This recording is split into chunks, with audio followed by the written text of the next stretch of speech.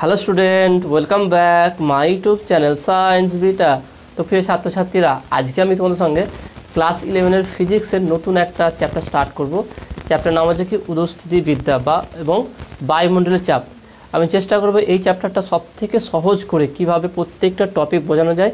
তো তোমরা ভিডিওটি প্রথম থেকে শেষ পর্যন্ত দেখবে, কোথায় স্কিপ করবে না, কারণ আজকে বেসিক কনসেপ্টগুলো ক্লিয়ার করা হবে। ওকে, তো আমরা আলোচনা শুরু করবো। তো আলোচনা শুরু করার আগে তোমাদের কাছে রিকোয়েস্ট আছে, তোমরা যদি এখনও পর্যন্ত সায়েন্স বিটা চ্যানেল যদি সাবস্ক্রাইব না করে থাকো, অবশ্যই চ্যানেল সাবস্ক্রাইব করবে এবং পাশে থাকা বেল আইকন প্রেস করবে। সায়েন্স বিটা চ্যানেলে ক্লাস 10 to 12 ফিজিক্স, কেমিস্ট্রি এবং ম্যাথামেটিক্সের যে সিলেবাস আছে ওয়েস্ট বেঙ্গলের, সেই সিলেবাস অনুযায়ী ভিডিও আপলোড করা হয়। ওকে, অলরেডি অনেক ভিডিও আপলোড করা আছে, তোমার প্লে লিস্ট থেকে চেক করতে পারো। তো উদস্থিতিবিদ্যার আমরা মেন যেটা বুঝবো সেটা হচ্ছে তরল নিয়ে, সমস্ত তরলের যে বিভিন্ন রকম প্রপার্টিজ আছে সেই প্রপার্টিজ নিয়ে আমরা আজকে ডিসকাস করবো, বা এই চ্যাপ্টার টোটাল ডিসকাস করা হবে। বিভিন্ন রকম প্রপার্টিজ আছে, বিভিন্ন রকম ধর্ম আছে, বিভিন্ন রকম ডেরিভেশন আছে, আমরা সবই আলোচনা করব। তো প্রথম যেটা আলোচনা করবো সেটা ফ্লুইড বা প্রবাহিকটা জিনিসটা কি। প্রবাহী বা ফ্লুইড আমরা একদম বেসিক কনসেপ্টে আলোচনা করবো, যাতে করে আমার কোনো সমস্যা না থাকুক। ওকে, যে মানে এমনভাবে ক্লাসটা হবে যে ভিডিও দেখি তোমার অর্ধেক পড়াটা যেন এখানে হয়ে যায়, বাদ বাকি বই দেখলে তোমার পুরো চ্যাপ্টারটা পুরো মুখস্থ হয়ে যাবে। ওকে, বা তোমার পুরো একটা কনসেপ্ট এর প্রতি ক্লিয়ার হয়ে যাবে। তো ফ্লুইড আমরা বা প্রবাহী আমরা কাকে বলবো? নর্মালি আমরা তিনটা বস্তু জানি, একটা হচ্ছে কি কঠিন, একটা হচ্ছে কি তরল, আর একটা হচ্ছে কি গ্যাসীয়। ওকে, তাহলে এই তিন রকম বস্তু আছে আমরা জানি, বা তিন রকম পদার্থ থাকে, আর যে কঠিন, তরল আর গ্যাসীয়। এদের প্রত্যেকে মানে কী হয়, পরস্পর যে এদের পরমাণুগুলো পরস্পর একটা বন্ধনে থাকে, সেটা সমযোজী হতে পারে বা তড়িৎযোজী হতে পারে। ঠিক তরলের ক্ষেত্রেও তারা পরস্পর তাদের পরমাণুগুলো পরস্পর বন্ধনে থাকে, গ্যাসের ক্ষেত্রেও বন্ধনের মধ্যে থাকে তারা। ওকে, এবারে দেখে নাও, তাহলে এই তিনটে যে পদার্থ আছে কঠিন, তরল এবং গ্যাসীয়, কঠিন, তরল আর গ্যাস। ওকে, তাহলে এর মধ্যে সব থেকে স্ট্রং যে বন্ডিং হবে, যে স্ট্রং যে পরস্পর পরমাণুর মধ্যে সবথেকে মানে সব দৃঢ় বন্ধনটা কার মধ্যে থাকবে, সেটা কঠিনের মধ্যে।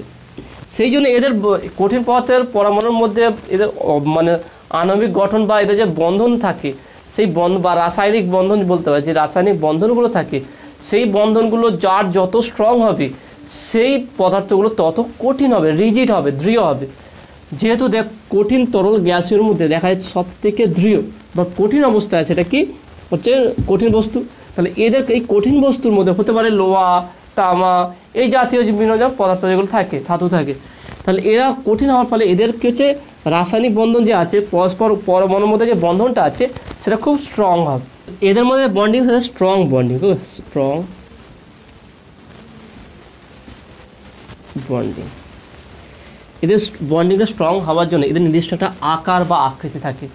কোনো একটা দণ্ডকার হতে পারে, এরকম দণ্ডের মতো হতে পারে, কোনোটা বৃত্তাকার হতে পারে, কোনোটা লম্বচৌঙ্গাকার হতে পারে, বিভিন্ন। মানে সোজা কথা হচ্ছে, যে সমস্ত কঠিন বস্তু হয় তার নির্দিষ্ট একটা জ্যামিতিক বা একটা নির্দিষ্ট একটা আকার বা আয়তন থাকে, আকার থাকে একটা। তাহলে এটা কেন থাকে? কারণ এদের যে পরমাণু আছে, এদের মধ্যে যেই পরমাণুর পরস্পর যে বন্ডিংটা আছে খুব স্ট্রং বা খুব দৃঢ় হয়, সেই কারণে এরা রিজিড বা কঠিন হয় এবং এদের নির্দিষ্ট একটা আকার থাকে। এই কঠিনের তুলনায় আমরা যদি এই দুটো নিয়ে আলোচনা করি, এই দুটোর মধ্যে এই যে পরমাণুগুলোর মধ্যে যে বন্ডিংটা হবে, সেই বন্ডিংটা এই কঠিনের তুলনায় অনেকটা দুর্বল। এর তুলনায় তরল দুর্বল, তার থেকে আরও দুর্বল হচ্ছে গ্যাসের ক্ষেত্রে, সেখানে গ্যাসটা চারিদিকে ছড়িয়ে পড়ে। তাহলে কঠিনের যদি সঙ্গে আমরা এটা কম্পেয়ার করি, তাহলে এটা বলতে কি এদের মধ্যে কী আছে, একটা উইক বন্ডিং আছে। ওকে, তাহলে এর মধ্যে এদের তুলনায় এটা দুর্বল বা উইক বন্ডটা থাকবে। সেই কারণে এদের পরমাণুর মধ্যে যে বন্ডিংটা আছে বা আন্ত আকর্ষণ যে বল আছে, নিজেদের মধ্যে যে আকর্ষণ করার যে ক্ষমতা আছে, সেটা কঠিনের তুলনায় অনেক কম। সেই কারণে অল্প বল প্রয়োগ করলেই এই তরলগুলো বা গ্যাসগুলো এক জায়গা থেকে আরেক জায়গায় সরে যায়, বন্ডিংগুলো খুব সহজে ভেঙে যেতে পারে। সেই কারণে দেখবে তুমি এক বালতি বা এক গ্লাস জলেতে একটু হাত রাখবে, দেখবে জল ছিটকে চলে যায় কিছু অংশ। এদের নির্দিষ্ট বন্ডিংটা এতটা উইক, সেই জন্য এরা ওদের মধ্যে কি নির্দিষ্ট কোনো আকার বা আকৃতি নেই। এদেরকে যেই পাত্রে রাখা হয় সেই পাত্রের আকার বা আয়তন ধারণ করে। কারণ কি, এদের এই যে তরল বা গ্যাস যে আছে এদের নির্দিষ্ট কোন এদেরকে বন্ডিংটা বা কোহেসিভ যে ফোর্স আছে, যে অ্যাট্রাকশন যে ফোর্স আছে নিজেদের মধ্যে, সেই ফোর্সটা খুব কম আছে। যে একটা পরমাণু আর একটা পরমাণু যে আকর্ষণ করে ধরে রাখবে, সেই বন্ডিংটা খুব কম হওয়ার জন্য খুব অল্প বল প্রয়োগ করলে এরা একে অপরকে ছেড়ে চলে যায়। সেই জন্য দেখবে যখন কোনো যে জল প্রবাহিত হয় দেখবে সেখানটা হালকা বল প্রয়োগ করে জলটা ছিটকে বাইরে থেকে চলে আসছে। তাহলে এই বন্ড এটা কিন্তু কঠিন ক্ষেত্রে হয় না, তাহলে এটা দেখা যাচ্ছে তরল এবং গ্যাস ক্ষেত্রে। তাহলে এক্ষেত্রে অল্প বল প্রয়োগ করেই তরলকে একটা জায়গা থেকে আরেকটা জায়গায় স্থানান্তর করা যেতে পারে, বা যেই পাত্রে রাখা হবে সেই পাত্রের আকার ধারণ করে। শুধু তরল নয়, গ্যাসেরও। গ্যাস ছোটো চেম্বারের মধ্যে রাখো, ছোটো চেম্বারের আকার ধারণ করে, বড় চেম্বারে রাখো, বড় চেম্বারের আকার ধারণ করে, কারণ চারদিকে ছড়িয়ে পড়ে। তা ছড়িয়ে পড়ে কি কেন? কারণ এদের নিজেদের মধ্যে আকর্ষণ বল, নিজেদের মধ্যে আকর্ষণ বলটা খুব কম হওয়ার জন্য চারদিকে ছড়িয়ে পড়ে। সেই কারণে এই তরল আর গ্যাস এই দুটো একসঙ্গে, তরল আর গ্যাস দুটো একসঙ্গে মিলিয়ে এদেরকে বলা হয় কি ফ্লুইড, ফ্লুইড বা প্রবাহী। মানে এদেরকে সহজে একটা জায়গা থেকে আর একটা জায়গায় প্রবাহিত করা যেতে পারে, সেই কারণে এদেরকে বলা হয় কি প্রবাহী, আর কঠিনকে প্রবাহী বলা হয় না। তাহলে আশা করি তোমরা এটা বুঝতে পারো যে কেন প্রবাহী বলা হয়। তাহলে এটা কেন প্রবাহী বলা হয়, কারণ কি কঠিনের তুলনায় তরল এবং গ্যাসের যে আকর্ষণ বল, নিজেদের মধ্যে যে আকর্ষণ ক্ষমতাটা খুবই দুর্বল হয়ে থাকে, বা এদের যে পরমাণুর মধ্যে যে বন্ডিংটা থাকে সেই বন্ডিংটা খুব দুর্বল হয়ে থাকে। তাই বাইরে থেকে হালকা বল বা চাপ প্রয়োগ করলে এদের অণু পরমাণুগুলো বন্ডিংগুলো ভেঙে যায় এবং একটা জায়গাতে একটা সহজে স্থানান্তর করা যেতে পারে, প্রবাহিত হতে পারে। সেই জন্য এদেরকে বলা কি প্রবাহী। তাহলে এই উৎস্থিতিবিদ্যা চ্যাপ্টারে মেন আমরা কি আলোচনা করব, এই প্রবাহী নিয়ে, মানে যেগুলোকে সহজে প্রবাহিত করা যায় সেই সমস্ত তাদের সম্পর্ক, বিভিন্ন রকম প্রপার্টিস, বিভিন্ন রকম ধর্ম নিয়ে আমরা আলোচনা করব। ওকে, তার প্রথম যেটা আলোচনা শুরু করব সেটা হচ্ছে কি ঘনত্ব। একদম আমরা বেসিক থেকে জানবো একদম। ওকে, যার জানা আছে সে আর একটু ভালোভাবে জেনে নাও, যার জানা নেই সে ভালোভাবে শিখে নাও ব্যাপারটা। তার প্রথম যেটা আলোচনা করবো সেটা হচ্ছে কি ঘনত্ব। ঘনত্ব জিনিসটা কি?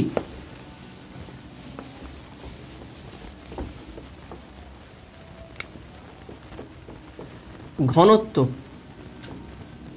বা ডেনসিটি।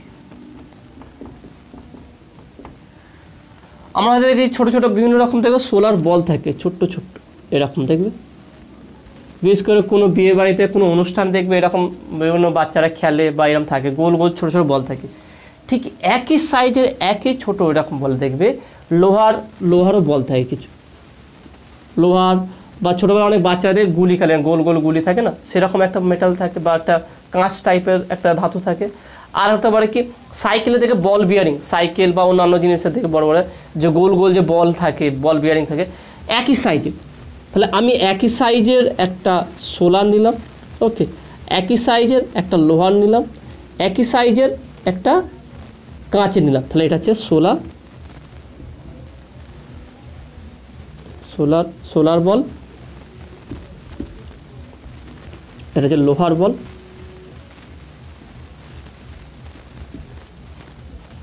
এটা হচ্ছে কাঁচের বল। তাহলে দেখে নাও তিনটে যেহেতু সাইজ একটা, তিনটের আয়তন কিন্তু সেম, তিনটে যেহেতু গোল একই জায়গা নিয়েছে, একই মতো মানে একই সাইজের তিনটে বল নিয়েছে। তাহলে এর ভর, এর হচ্ছে আয়তন ভি, এরও ভি, এরও ভি, মানে তিনটের আয়তন সেম আছে। আচ্ছা বলি তিনটের কি ওজন, বা আমরা যদি ওজন করি বা তিনটের ভর কি সেম হবে? তুমি বলবে না, কেন সেম হবে না? এখানে বলছি কার বেশি হবে, তুমি বলবে লোহার বেশি হবে, এর ওজনটা বেশি বা এর ভরটা বেশি হবে। আমি ধরলাম এর ভরটা M1, এর হচ্ছে M2, এর হচ্ছে M3। তাহলে এখানে সব থেকে কোনটা ভারী হবে? লোহারটা আছে, তাহলে লোহার ভরটা সব থেকে বেশি হবে, তারপরে কাঁচেরটা হবে, তারপরে সোলারটা হবে। তাহলে একই আয়তন আছে অথচ তাদের ভরগুলো আলাদা কেন? ডিফারেন্সটা কী হয়েছে? একই আয়তন, একই জায়গা নিয়েছে, একই স্পেস নিয়েছে, তার সত্ত্বেও প্রত্যেকটার ভর আলাদা কেন? তাহলে এইটাই জানতে গেলে তাহলে আমাকে ঘনত্ব বা ডেনসিটি কনসেপ্টটা রাখতে হবে। তাহলে কী বলা যাচ্ছে যে একই জায়গার মধ্যে একই পরিমাণ ভর নেই, কম বেশি আছে। কারোর ক্ষেত্রে আমি যদি এটা বড়ো করে আঁকি তাহলে আমি এর মধ্যে এখানে কিছু ভর আছে, কিছু বায়ু আছে, ফাঁকা আছে, আবার এখানে ভর আছে, এবার ফাঁকা আছে, এখানে ভর আছে, এখানে ভর আছে, এরকম ফাঁকা অবস্থা আছে। অন্যটা যদি দেখি তার ক্ষেত্রে আর কিছু কাছাকাছি আছে ভরগুলো, ওকে, কিছু কিছু কাছাকাছি আছে, আরও যদি দেখি তার একদম আরও কাছাকাছি আছে, এটা সেটা আছে। তার মানে একই জায়গার মধ্যে কারোর খুব কাছে মানে যে ভরগুলো থাকে তার মধ্যে অনেক গ্যাপিং থাকে, বায়ু থাকতে পারে, আর কারোর মধ্যে কম ফাঁকা আছে, কারোর মধ্যে তো ফাঁকা একদম অল্প আছে। তাহলে যার একই জায়গায় তিনটে নিয়েছে, ধরো একই তিনটের ক্ষেত্রে একই চেম্বার নেওয়া হয়েছে, তার মধ্যে ভরের দেখো না কম বেশি আছে, কার মধ্যে বায়ু বেশি আছে, কারোর মধ্যে অল্প আছে, কারোর মধ্যে আরও অল্প আছে। তা যার মধ্যে বায়ু অল্প আছে, যেই জায়গার মধ্যে বায়ু কম আছে, ভর বেশি আছে, তার ওজনটা বেশি হবে। যার মধ্যে বায়ু বেশি আছে কিন্তু ভর কম আছে, তার ওজনটা কম হবে। জায়গায় একই নিয়ে থাক। তাহলে একইভাবে তাহলে ঘনত্ব কি বলবো আমরা? ঘনত্ব বলবো যে ঘনত্বকে আমরা রো বলি। ঘনত্ব রো ইকুয়াল টু বলতে পারি যে একক আয়তনে, মানে একক আয়তনে, যে যদি আমি একটা ইউনিট আয়তন নিলাম, সেম ইউনিট, ওকে, একক আয়তনে কোনো বস্তুর ভরকে যেই পরিমাণ ভর থাকে, কোনো একক আয়তনে কোনো বস্তুর মধ্যে যেই পরিমাণ ভর থাকবে সেই ভরকে ওই বস্তুর ঘনত্ব বলে।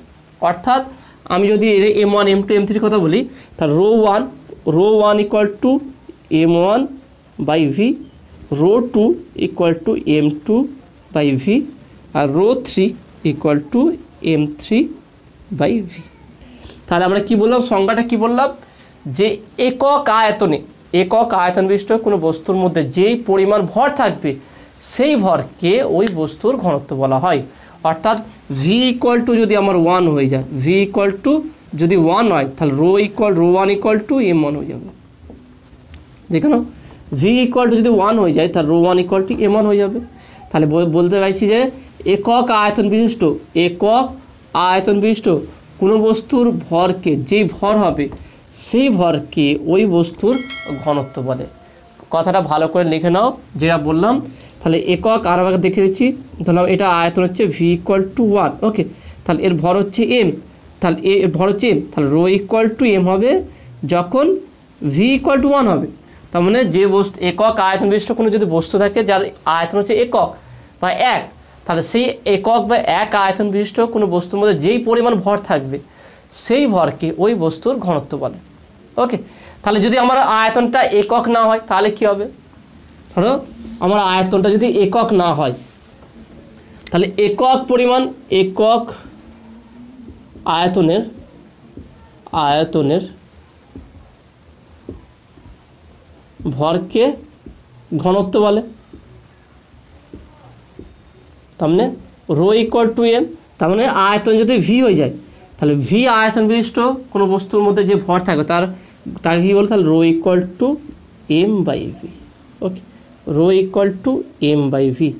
ভালো করে জেনে নিতে না, যদি ভর আমার ধ্রুবক থাকে, এই কনসেপ্টটা ভালো করে ক্লিয়ার করে নাও। তাহলে আমার ভর ধ্রুবক আছে, ভরটা পরিবর্তন করলাম না। তাহলে আমি এখানে দেখাচ্ছি তোমাকে, এই ছোট্ট জায়গার মধ্যে আমি 4টে বই রেখেছি পড়ার, ওকে, 4টে বই রেখেছি। এবার তাহলে এখানে যে বইগুলো যেভাবে ঘেঁষাঘেঁষি হয়ে থাকবে, যতটা কাছাকাছি থাকবে, তাহলে জায়গাটাকে যদি আমি বাড়িয়ে দিই, বড় করে দিলাম, তাহলে এই 4টি বই রাখবো।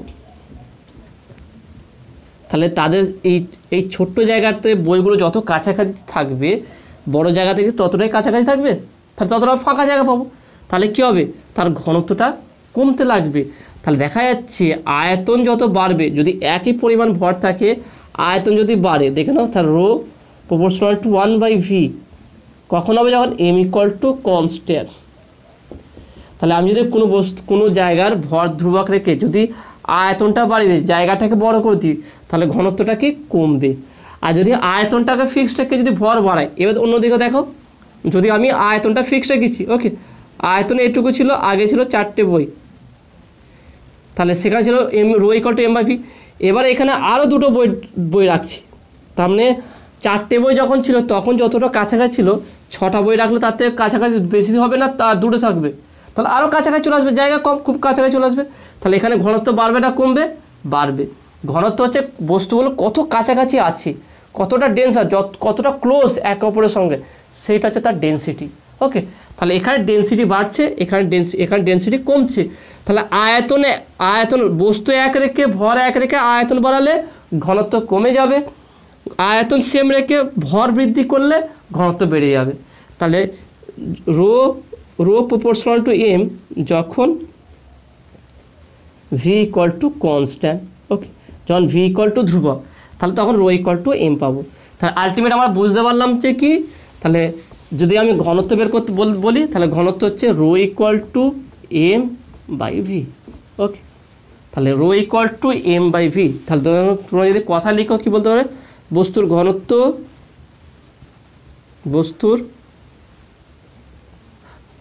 ঘনত্ব রো ইকুয়াল টু বস্তুর ভর, বস্তুটির ভর এম বাই বস্তুটির আয়তন,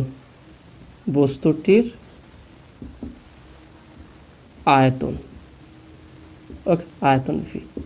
তাহলে এইটা হচ্ছে আমার ঘনত্বের সমীকরণ। তাহলে এটা ভালো করে মনে রাখবে। এই ফর্মুলাটা ফিজিক্স যতদিন তোমার সঙ্গে থাকবে, অ্যাটাচ হয়ে তোমার সঙ্গে যতদিন ফিজিক্সটা থাকবে, শুধু ফিজিক্স না, সায়েন্সের যে কোনো সাবজেক্ট যখনই তোমার সঙ্গে অ্যাটাচমেন্ট হয়ে থাকবে ততদিন তোমাকে এই ফর্মুলাটা মুখস্থ রাখতেই হবে। তারপর rho equal to M by V, বা বলতে পারি এম ইকুয়াল টু ও রো ভি। অনেক ক্যালকুলেশন আছে, এটাতে অনেক ক্যালকুলেশন করা যাবে, অনেক কিছু করব। এবং পরবর্তীকালে তোমার যখন এই 12-এ যখন আমি ফিজিক্স পড়াবো তখনও দেখবে, 12-এ যেই ফিজিক্সের পার্টগুলো আপলোড করি সেখানেও এই ডেনসিটির কনসেপ্টটা অবশ্যই লাগবে। ওকে, তাহলে এটা অবশ্যই মনে রাখবে, rho equal to M by V. তাহলে রোকে বলা হয় কি, ঘনত্ব। তার সংজ্ঞাটা কী বলবে, যে একক আয়তন বিশিষ্ট কোনো বস্তুর ভরকে ওই বস্তুর ঘনত্ব বলা হয়। প্রত্যেকটা বস্তুর ঘনত্ব আলাদা হবে, একই বস্তুর ঘনত্ব একই হবে না সবার ক্ষেত্রে। তামার আলাদা হবে, তার আমি একই আয়তনের একটা তামা নিলাম, একটা লোহা নিলাম, একটা সোলা নিলাম, আমি যেটা এক্সাম্পল দিলাম, সবার ওজন করলে কি এক হবে? এক হবে না, কারণ কি তাদের প্রত্যেকটার মধ্যে ভর এক নেই।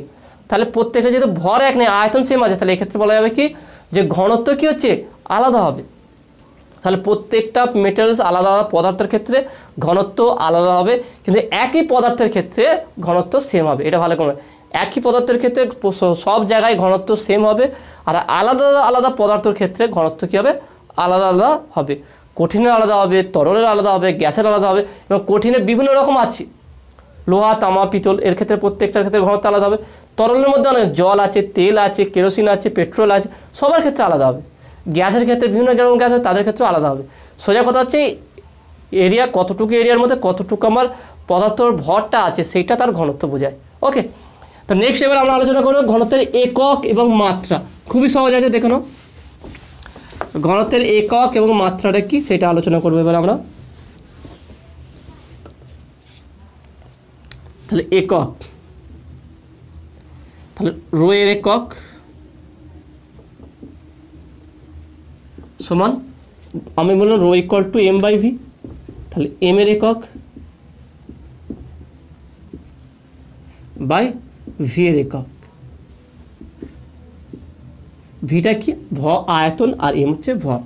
তাহলে এসআই পদ্ধতিতে রো এর একক কী হবে দেখো না, ভরের একক কী আমরা জানি, সব নর্মালি কেজি, আর আয়তন হচ্ছে মিটার কিউব, ব্যাস হয়ে গেল।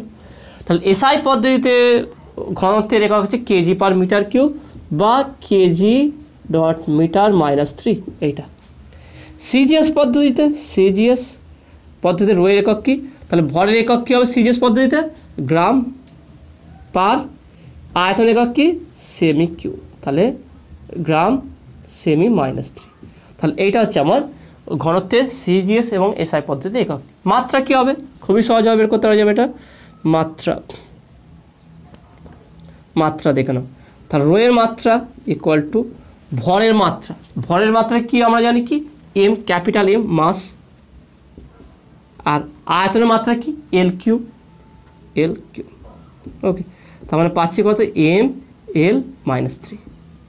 তাহলে এটা হচ্ছে কি আমার রো ঘনত্বের মাত্রা। তাহলে rho equal to M L -3, ব্যাস হয়ে গেল। এর বাইরে আর এখানে ঘনত্ব নেই, কিছু পড়তে হবে। তাহলে ঘনত্ব কাকে বলে, গাণিতিক ফর্মুলাটা কি, মেন কনসেপ্টটা কি সেটা আলোচনা করলাম। তারপর হচ্ছে কি, একক এবং মাত্রা, ব্যাস যথেষ্ট হয়ে গেল। নেক্সট এবার যেটা আলোচনা করছে আপেক্ষিক গুরুত্বটা কি দেখো না, এটা খুবই গুরুত্বপূর্ণ আছে আপেক্ষিক গুরুত্বটা।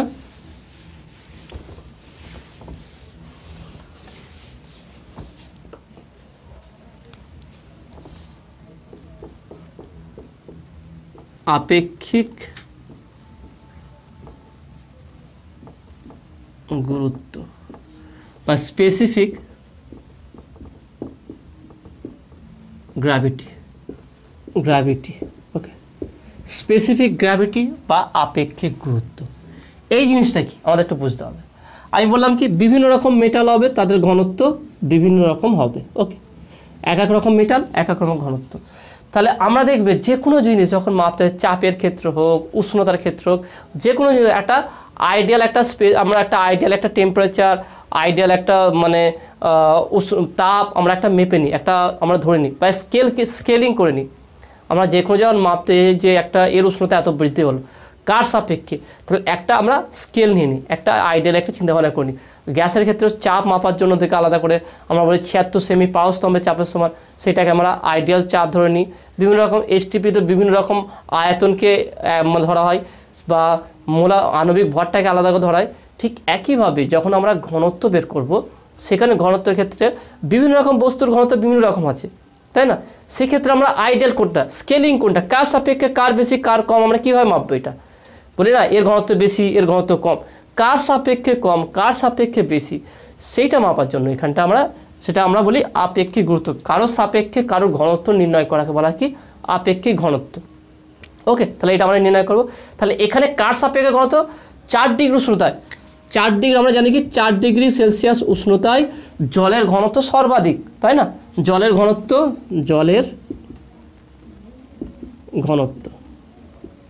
ওকে 4 ডিগ্রি উষ্ণতায় জলের ঘনত্ব কত হচ্ছে 1 গ্রাম পার সেমি কিউব বা 1000 কেজি পার মিটার কিউব। ওকে, এটা তাহলে 4 ডিগ্রি সেলসিয়াস জলের ঘনত্ব হচ্ছে, জলের বিভিন্ন রকম উষ্ণতার ক্ষেত্রে দেখে নাও, উষ্ণতা বাড়লে জলের ঘনত্বটা কমে যায়। দেখে নাও ভালো করে ভাববে, জলের উষ্ণতা যত বাড়বে তত জলটা কী হচ্ছে গরম বা উত্তপ্ত হবে এবং ততটা এর কী হচ্ছে ঘনত্বটা কমে যাবে। উষ্ণতা যত কম হবে ঘনত্ব কী হবে তত বাড়বে। কিন্তু দেখা যাচ্ছে 4 ডিগ্রি সেলসিয়াস উষ্ণতায় জলে এটা ব্যতিক্রান্তের প্রসারণ হয়। ওকে, এটা আমরা কঠিন বা তরলে যে প্রসারণটা আছে, তোমার চ্যাপ্টার আছে, ওই চ্যাপ্টার যখন পড়াবো তখন ডিটেলসে তোমাদের আলোচনা করে দেবো। 4 ডিগ্রি সেলসিয়াস উষ্ণতায় জলের ব্যতিক্রান্তের প্রসারণ দেখা যায় এবং 4 ডিগ্রি উষ্ণতায় জলের ঘনত্ব সর্বাধিক। এটা মনে রাখবে, জলের ঘনত্ব সর্বাধিক। ওকে, সেটা কত 1 গ্রাম পার সেমি কিউব বা 1000 কেজি পার মিটার কিউব। এটা ভালো করে, এটাকে আইডিয়াল ধরা হয়। তা 4 ডিগ্রি সেলসিয়াস উষ্ণতায় জলের ঘনত্ব সর্বাধিক, সেটা সিজিএস পদ্ধতিতে 1 গ্রাম পার সেমি কিউব বা 1000 কেজি পার মিটার কিউব। তাহলে এইটাকে এক্ষেত্রে আইডিয়াল বা আদর্শ ধরা হয়। তা 4 ডিগ্রি সেলসিয়াস উষ্ণতায় জলের ঘনত্বকে আদর্শ ঘনত্ব ধরা হয়। তাহলে এর সাপেক্ষে আমরা বিভিন্ন বস্তুর ঘনত্ব মেজারমেন্ট করব, যে এই মেজারমেন্ট করাকে বলা হয় আপেক্ষিক গুরুত্ব। তাহলে বলা যায় যে কোনো পদার্থের ঘনত্ব এবং 4 ডিগ্রি সেলসিয়াস উষ্ণতায় জলের ঘনত্বের অনুপাতকে বলা হয় কি আপেক্ষিক গুরুত্ব। কি বললাম ভালো করে বুঝে নাও ব্যাপারটা। কি বললাম কি যে কোনো পদার্থের ঘনত্ব এবং 4 ডিগ্রি সেলসিয়াস উষ্ণতায় জলের ঘনত্বের অনুপাতকে বলা হয় কি আপেক্ষিক গুরুত্ব। আমি এটা লিখে দিই তাহলে সুবিধা হবে তোমাদের ক্ষেত্রে। তাহলে আপেক্ষিক গুরুত্ব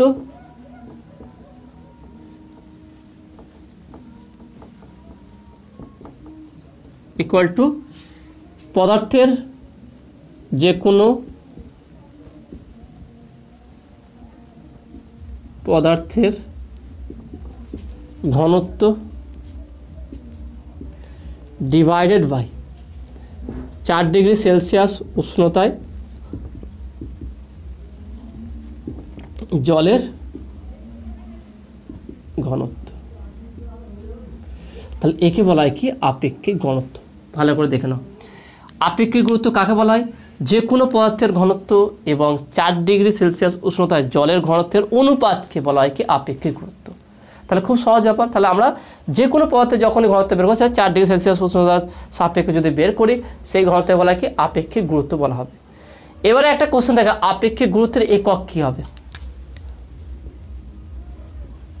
আপেক্ষিক গুরুত্বের একক। ওকে, তাহলে এর একক কী হবে আপেক্ষিক গুরুত্বের? দেখো না, এটা হচ্ছে কি ইউনিটলেস কোয়ান্টিটি বা এককবিহীন রাশি। এককবিহীন রাশি। কেন এককবিহীন রাশি হয়? এবার আমরা জানি কোনো রাশি কখন এককবিহীন রাশি হয়, যখন সেটা সমজাতীয় রাশির অনুপাত হয়। এখানে দেখে নাও এটাও ঘনত্ব, এটাই ঘনত্ব, যারই হোক এটাও ঘনত্ব, এটাও ঘনত্ব, তাহলে ঘনত্বের একক যা হবে এখানে ঘনত্বের একক সেম হবে, তা সেটা উপর নিচে কেটে যাবে। তা দুটো সমজাতীয় রাশির অনুপাত, তা দুটো ঘনত্বের অনুপাত বলে এর নির্দিষ্ট কোনো একক থাকবে না। তাই আপেক্ষিক গুরুত্ব হচ্ছে কি এককবিহীন রাশি, আর কি মাত্রাও থাকবে না, মাত্রাবিহীন রাশি এবং মাত্রাবিহীন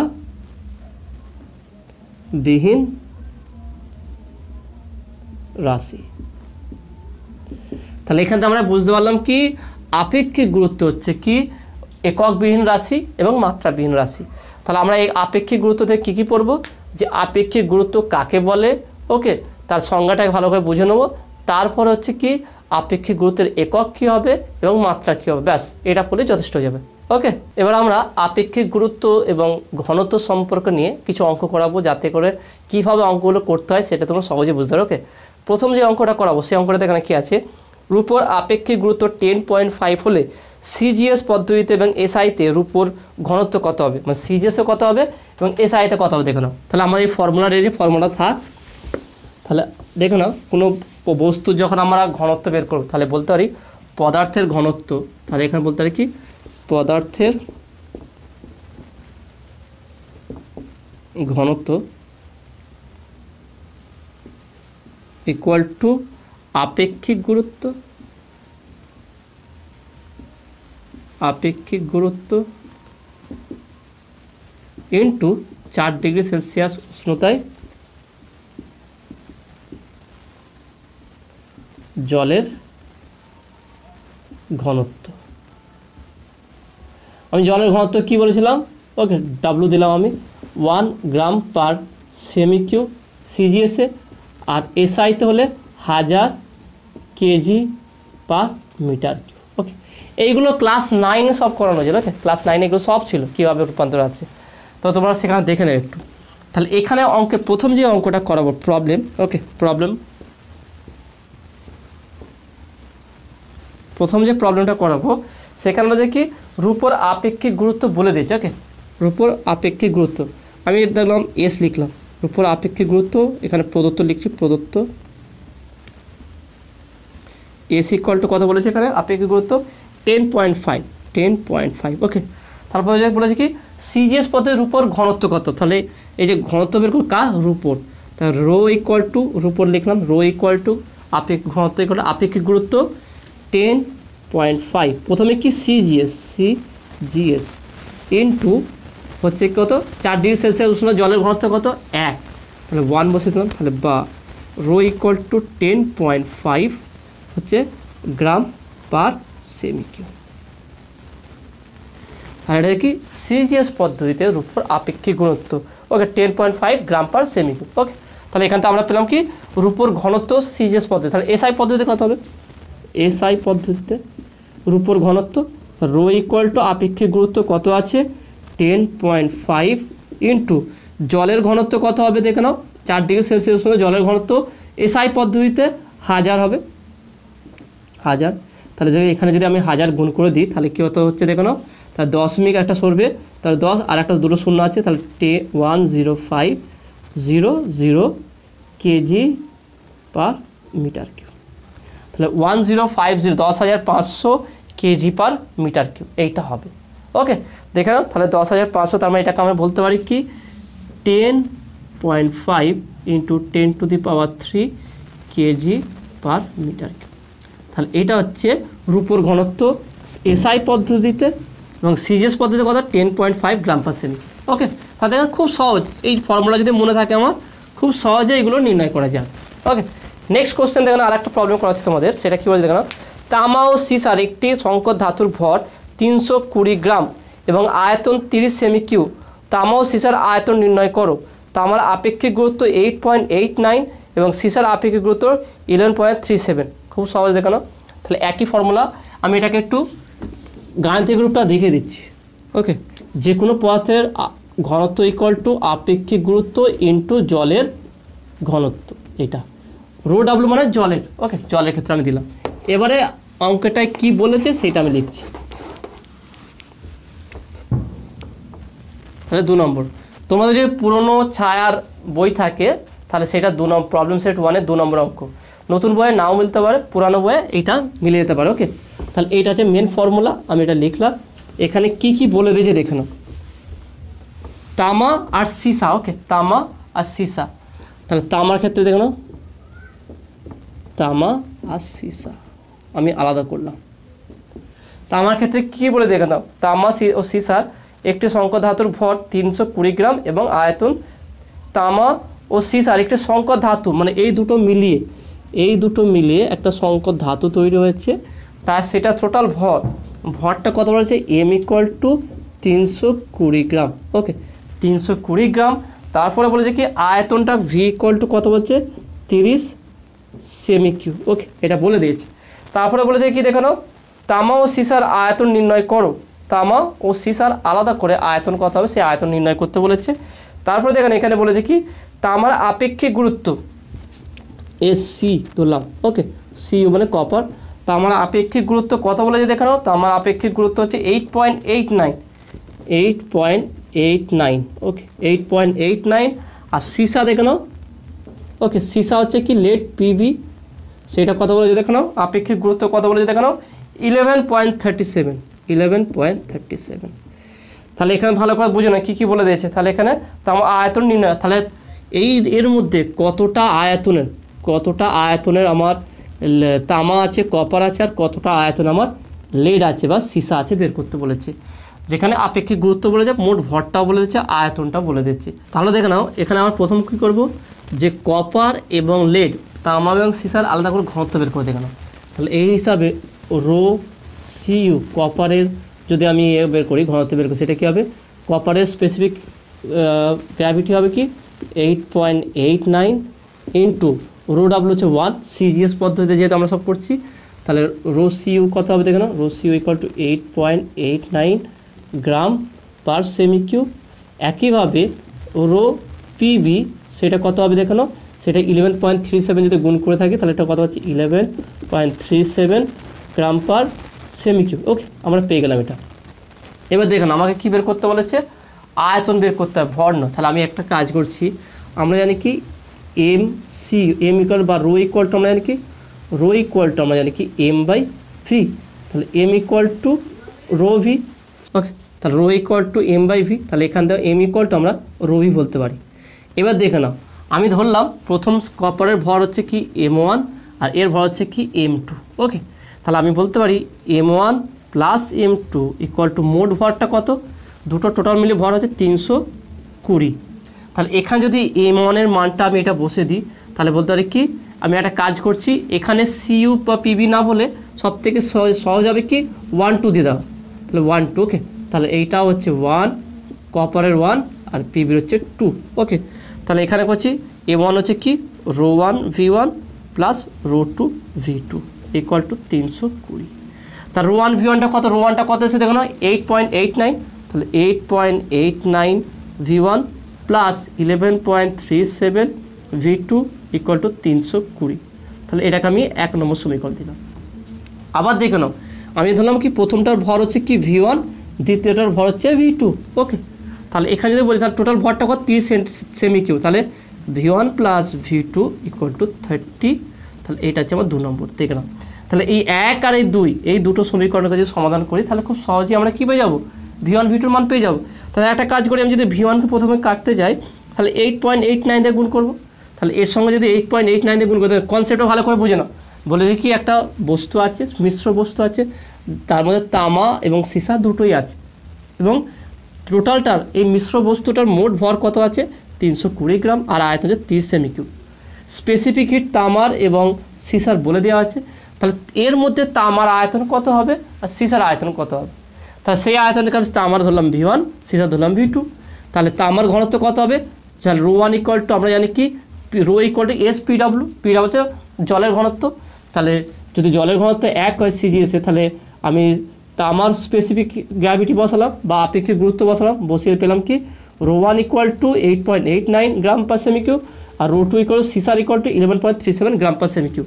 তাহলে সেটাকে আবার কনভার্ট করলাম কি ভর দিই, এম ইকুয়াল রো বি, কারণ ভর আমার মোট ভর বলে দিয়েছে। সেখান থেকে আমি বের করলাম কি এইভাবে একটা সমীকরণ V1 V2 আকার পেয়ে গেলাম। আবার কি জানি কি এই মিশ্র বস্তুটার মোট ভর ভি হচ্ছে 30 সেমি কিউব, তাহলে V1 + V2 = 30 সেমি কিউব। তাহলে দুটোকে ইকুয়াল করে এবার আমি যে কোনো একটা কেটে দুটোকে সমাধান করি, যে কোনো পদ্ধতিতে আমি সমাধান করতে পারি। তাহলে এখানে ধরো আমি একটা কাজ করছি, এখানের সঙ্গে এর সঙ্গে 8.89 গুণ করছি, 8.89 V1 + 8.89 V2 + 8.89 × 30। তাহলে এর সঙ্গে গুণ করলে কত হচ্ছে দেখে নাও। তাহলে বা বলতে পারি কি, বা আমরা এখানে দুটোকে বিয়োগ করবো দেখে নাও। তাহলে এটা হচ্ছে আমার 1 নম্বর সমীকরণ, তাহলে এইটা হচ্ছে আমার কি 2 নম্বর সমীকরণ, আর এটা হচ্ছে কি আমার 1 নম্বর সমীকরণ। তাহলে 1 থেকে আমি 2 নম্বর সমীকরণ বিয়োগ করবো, 1 - 2। ওকে, 1 নম্বর থেকে 2 নম্বর সমীকরণ বিয়োগ করলে কত হচ্ছে দেখো, 8.89 V1 + 11.37 V2 - 8.89 V1 - 8.89 V2 = আমি ইকুয়াল টু এখানে দিলাম কত আছে 320 মাইনাস এটা গুণ করে কত হচ্ছে দেখুন 8.89। ওকে, আমি 3 দিয়ে গুণ করছি, দশমিকটা এখানে সরিয়ে দিচ্ছি। তা 3 দিয়ে গুণ করলে কত হচ্ছে দেখে নাও, 3 9 27 7 হাত থেকে 2, 3 9 27 7 2, 3 8 24 24 25 26 26 6 হাত থেকে 2, 3 8 24 24 25 26 26, তাহলে একটার পর দশমিক, তাহলে 266.7 এটা। তাহলে দেখে নাও 8.891 এটা কাটছে, তাহলে V2 তাহলে 11.37 থেকে 8.89 মাইনাস হবে, তাহলে 11.37 8.89 বাদ, তাহলে 9-তে কয় দাও 17, 9-তে কয় দাও 8 হবে, তাহলে 8 একে 9, 9-তে কয় দাও 13, 4 হবে।